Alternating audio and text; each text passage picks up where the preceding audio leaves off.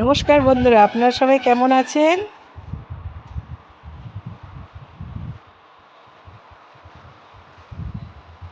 আমার বাগানে দেখুন চন্দ্রমল্লিকার কুড়ি এসে গেছে সব পড়ে।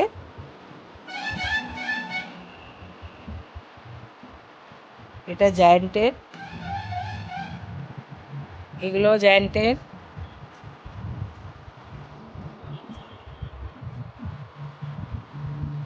আমি যেহেতু মানে ছাদে করি, ফ্ল্যাটের ছাদে, সেই জন্যে আমাকে গাছ এবারে সরিয়ে নিতে হবে।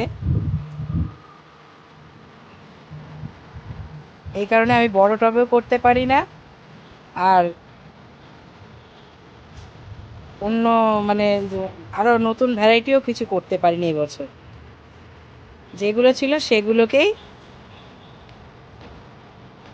কাটিং ছাটিং করে সেগুলোকেই বসিয়েছিলাম, তারই কুড়িয়ে এসছে। গাছ ভরে কুড়িয়ে এসেছে। কিছু কিছু ফুল ফোটাও শুরু হয়ে গেছে।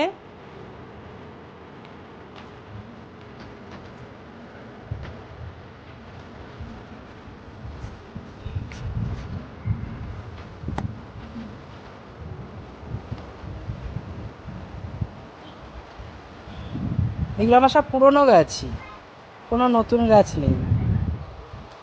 পুরনো গাছগুলোকেই ছোট ছোট, এবছর আমি আর বেশি পিঞ্চিং করতে পারিনি, কারণ আমার খুব মন খারাপ। আমার এই ছাদের গাছ সরিয়ে নিতে হবে কয়েকদিনের মধ্যেই।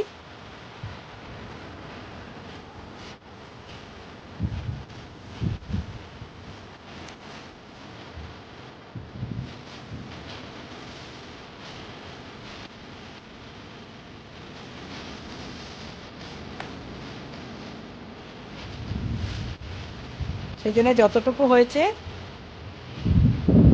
আপাতত এই অবস্থার ফটো দিলাম। আমার সিন্ডারের গাছ,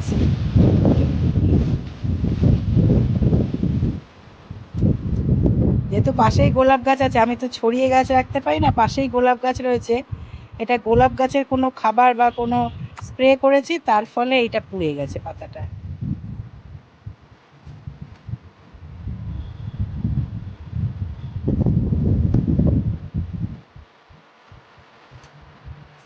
আমি খাবার বলতে শুধু ওই 10-26-26টাই দিই, আর কিছু দিই না।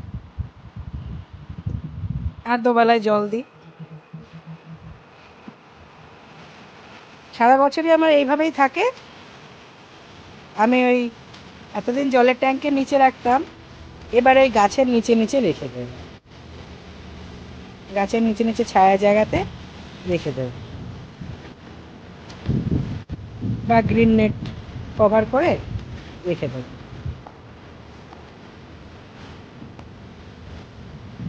এভাবেই পুরনো গাছের শাখারাগুলো রেখে দিই।